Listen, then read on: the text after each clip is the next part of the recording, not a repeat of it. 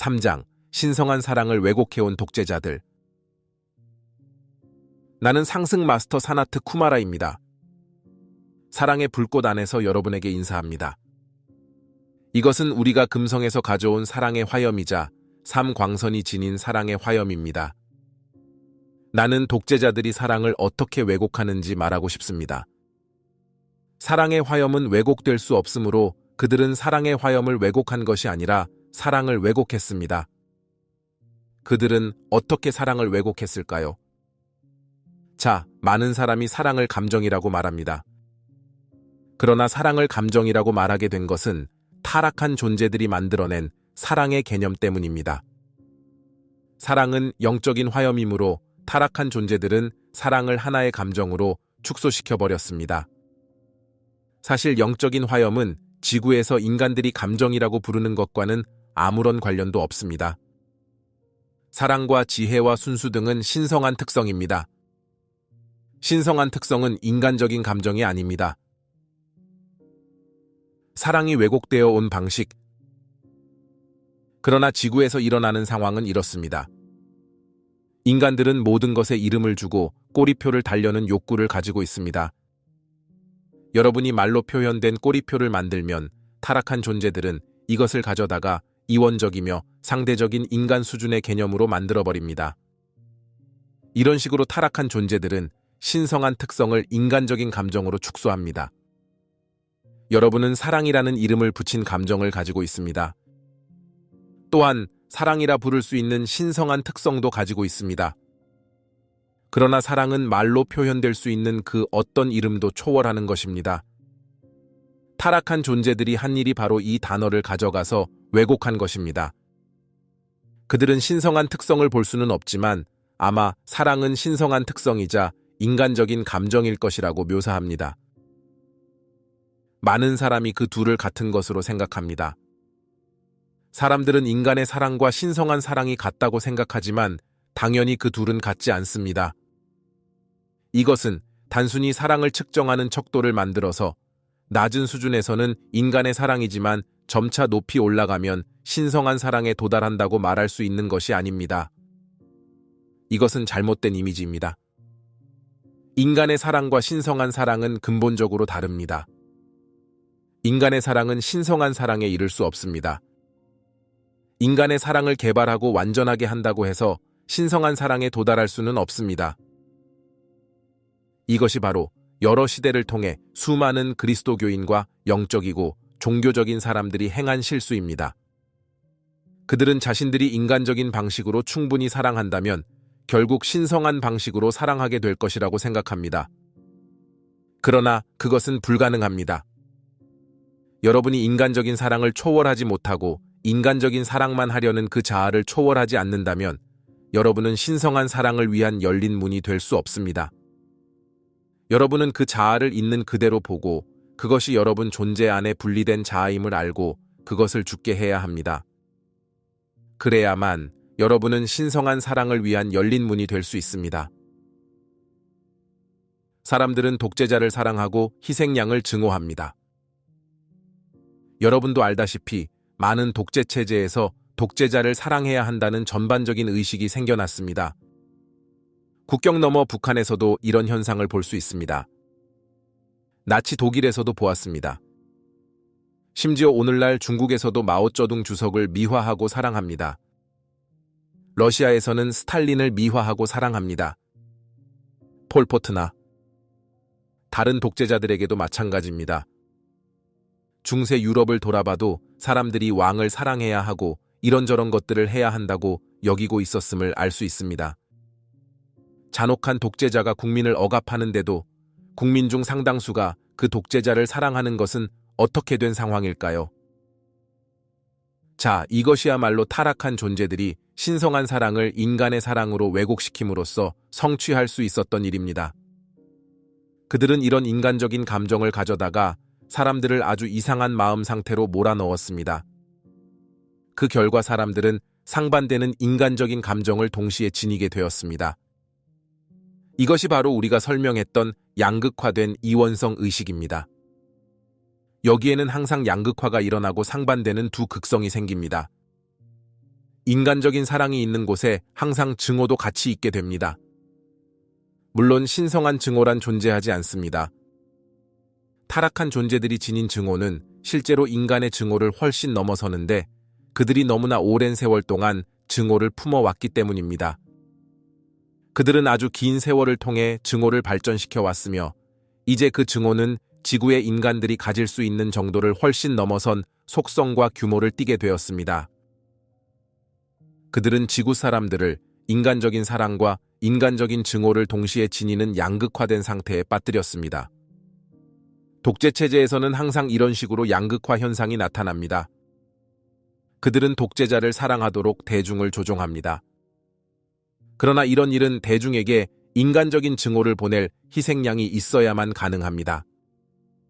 그들은 히틀러를 사랑했으며 유대인을 증오했습니다.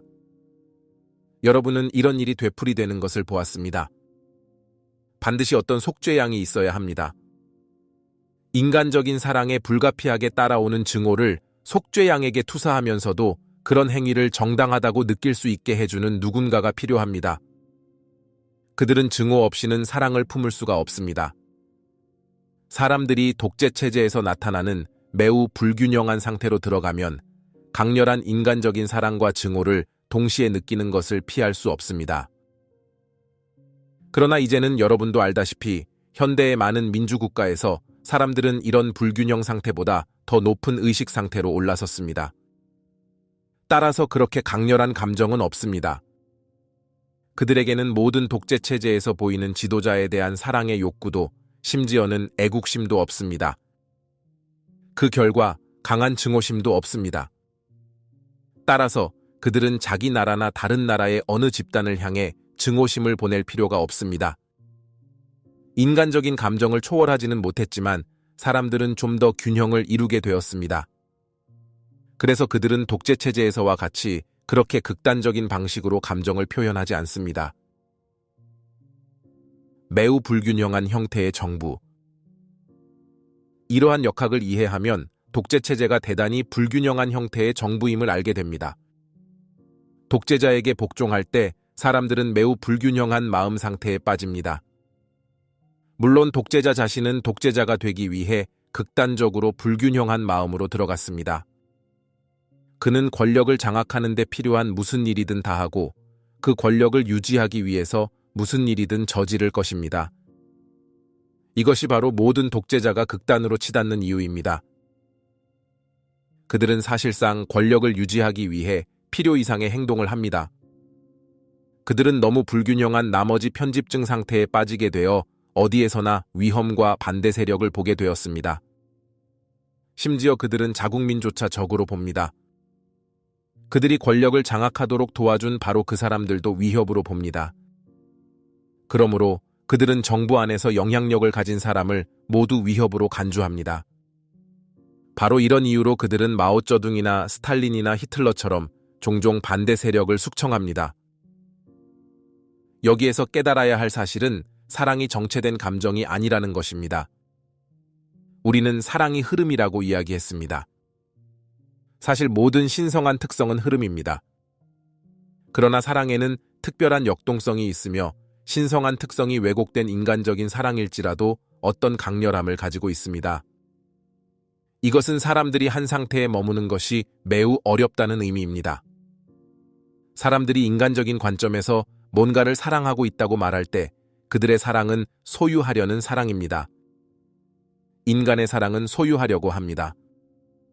이것은 어떤 의미에서 사람들은 언제나 사랑의 궁극적인 상태를 소유하려고 애쓴다는 뜻입니다.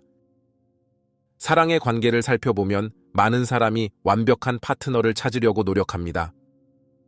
그들은 완벽하다고 여겨지는 파트너를 찾습니다. 그들은 사랑하는 관계가 됩니다. 그러다 결국 그 사람이 완벽한 파트너가 아니라는 사실을 알게 되면 다시 다른 파트너를 찾아 헤맵니다. 아니면 상대방을 변화시키려고 애쓰거나 완벽한 파트너로 개조하려 합니다. 이렇듯 인간적인 사랑조차도 가만히 멈춰 있기가 힘듭니다. 이런 양상은 사람들이 독재자와 자신의 국가를 사랑하도록 타락한 존재들의 조종을 받고 있을 때도 나타납니다. 예를 들면 나치 독일에서 사람들은 히틀러를 사랑하고 그들의 나라를 사랑했습니다. 그러나 그들의 나라를 사랑하는 것만으로는 충분하지 않았고 그들은 자기 나라에서 애국심과 우월감을 느끼며 가만히 있는 것에 만족하지 못했습니다. 그들은 삶에 대한 자신들의 관점을 다른 나라로 전파해야 했습니다. 그들은 자국 영토 안에만 머물지 못했습니다. 알다시피 소비에트 연방도 국경 너머로 확장하려는 욕망이 있었습니다. 이러한 욕망은 사람들을 불균형하게 만들고 더욱더 야심적인 조치를 취하게 했습니다. 앞서 말했듯이 히틀러는 그러한 불균형 상태로 들어갔으며 급기야는 전 세계를 정복하려 했습니다. 따라서 애초부터 그의 패배는 정해져 있었습니다. 세상은 한 사람의 권력으로 정복하기에는 너무 크기 때문입니다. 여러분이 그런 불균형 상태에 빠질 때 정말 어떤 일이 일어날까요? 여러분이 사랑하게 되고 사랑의 상태로 빠져들면 특별한 역학을 가지게 됩니다. 즉, 사랑에서 나온 것이라면 자신들이 하는 행동이 완전하게 정당화될 수 있다고 느끼게 됩니다. 달리 말해서 타락한 존재들이 투사하는 특정한 의식 상태, 특정한 환상이 존재하는데 사랑은 인간이 가지는 궁극적인 감정이란 환상입니다. 즉, 사랑은 궁극적인 감정이고 사랑보다 더 고귀한 행위는 없다는 것입니다. 따라서 사람들은 사랑에서 나온 행동은 타인들에게도 이로운 일이므로 그것을 타인들에게 강요해도 괜찮다고 느낍니다.